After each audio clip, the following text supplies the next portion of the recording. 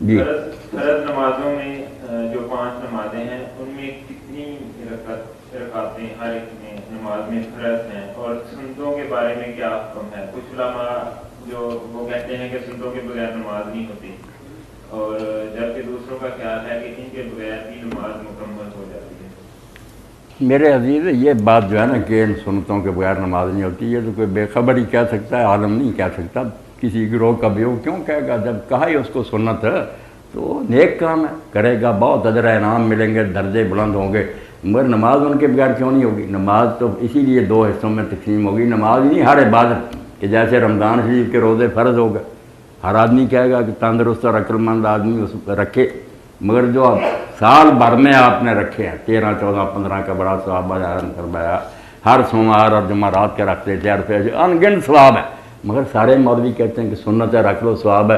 وہاں نہیں کہتے کہ اگر نہیں رکھو گے تو یہ رمضان کے روزے بھی ہیں، کیونکہ وہاں تکلیف کرنی پڑتی ہے، روزے نہیں رکھنے چاہتے یہ ملا بھی، یہ سنتیں نماز کی پر یہ جھگڑا ڈالیں گے۔ حالانکہ مسئلہ ایک ہی ہے کہ کیٹیگری 2 ہے، ایک لازمن کرنی پڑے گی، ایک آپ کریں گے تو ڈویژن امپروو ہوگی، اعلیٰ سے اعلیٰ سے اعلیٰ کریں کوشش، مگر نہیں کریں گے، یہ کبھی تھکاوٹ محسوس کر رہے ہیں تو بجائے اس کے 17 رکھتے ہیں دیکھ کر کے پہاڑ ہے، شاکین پہاڑ ہے، ساری چھوڑ دیں، دوزخ میں جائیں، بہتر ہے کہ 4 رکعت پڑھ لیں، بس نجات تو ہوگی، 5 مارکس مل گئے، 2 فجر، 4 ظہر، 4 عصر، 3 مغرب، 4 عشاء، حساب ان کا ہوگا، کٹہرے میں صرف اس کے لیے کھڑے ہوں گے۔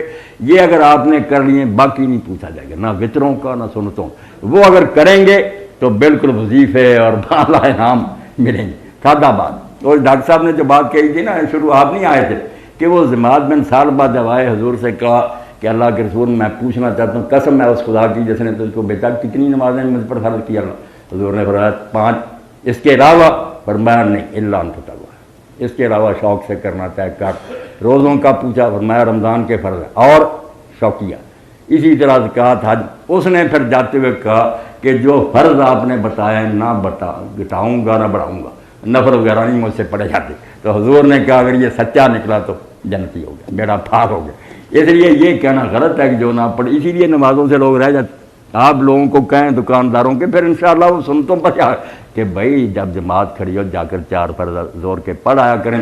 اور میرا تو یقین اللہ بارہ پاک کے بارے میں حسن ظن ہے کہ آپ جیسے مشہور لوگ، بچیاں جو گھروں میں کام کرتی ہیں، بیٹوں کو سنبھالتے ہیں، اگر وہ فرض پڑھ لینا تو میرے جیسا جو حجرے میں بیٹھا میں ساری رات قیام کروں نا، اللہ کے ہاں ان کی بات زیادہ ہے۔ فارغ آدمی کا کیا؟ اسی لیے روایتوں میں آتا ہے کہ شادی شدہ آدمی کی 2 رکعتیں یہ کنوارے کی 82 رکعتوں سے افضل۔ فارغ آدمی پڑھ رہا تو کیا کر رہا؟ یہ بیچارہ روزی کما رہا ہے، بچے سنبھال رہا ہے، کوئی بیمار ہو گیا اسپتال لے جا رہا ہے۔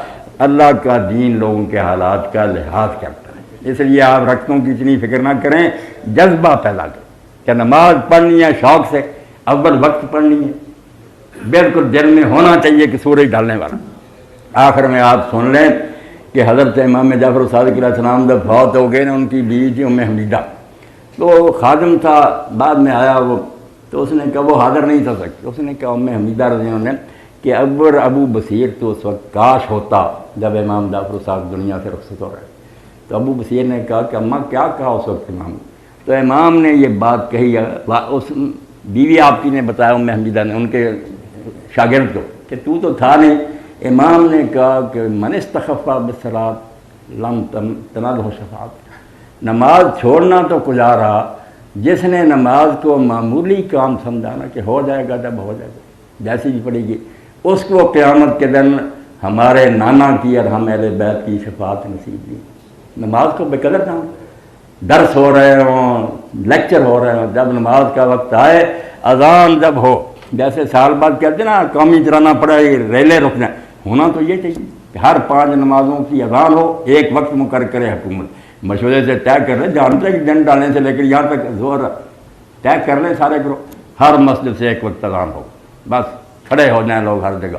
اسی لیے فقہا کہتے ہیں جیسے وہ گاڑیاں رکتے ہیں، فقہا نے کہا کھڑے ہو جانا چاہیے، بیٹھے بھی نہ رہے، ہر آدمی قومی چلانے کی طرح کھڑا ہو جائے اور اس وقت تک قدم نہ اٹھائے جب تک اذان ختم ہو، سنتے رہے، جواب دیتے رہے۔ اگر یہ شاید پیدا ہو جائے تو اللہ کے فرشتے مدد کے لیے کیوں نہیں آئے؟ جب یہی ہے کہ چلو جی پڑھ لی نہ پڑھ لی تو ایسی نمازوں سے پھر کیا ملے گا؟ اللہ بھی منہ پر مارتا، اتنا شوق ہے صرف میری بات کا، تم اذان ہو گئی رائے میں نے حضرت نافع ایک بزرگ تھے گجرات کاٹھیا واڑ میں، ان کا پڑھا کہ وہ بافندہ کا کام کرتے جس کو ہم جرائے کہتے ہیں، کپڑا بنتے مگر تھے ولی اللہ تھے۔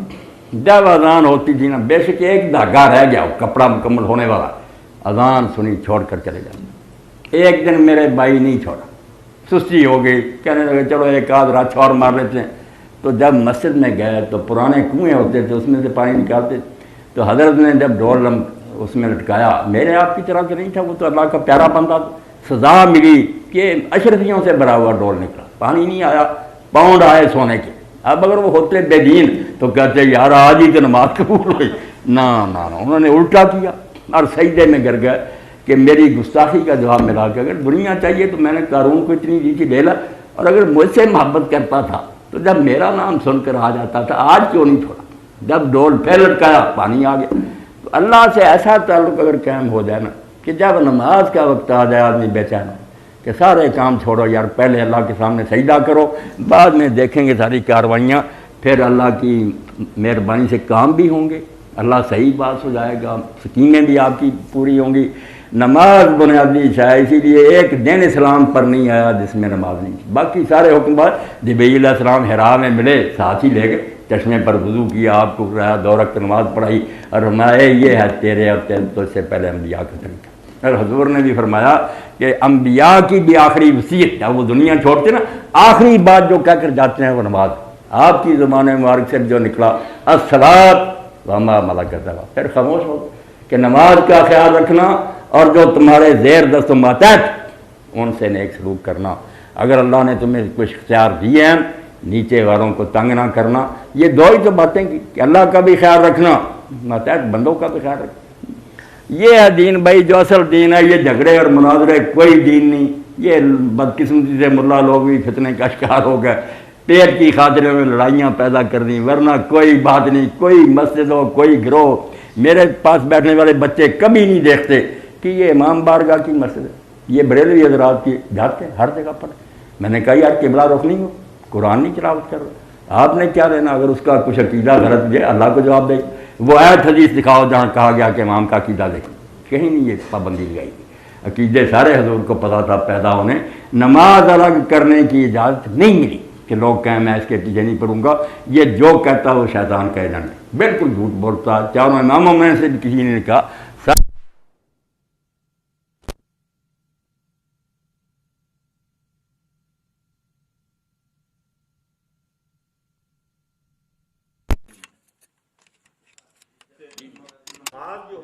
جی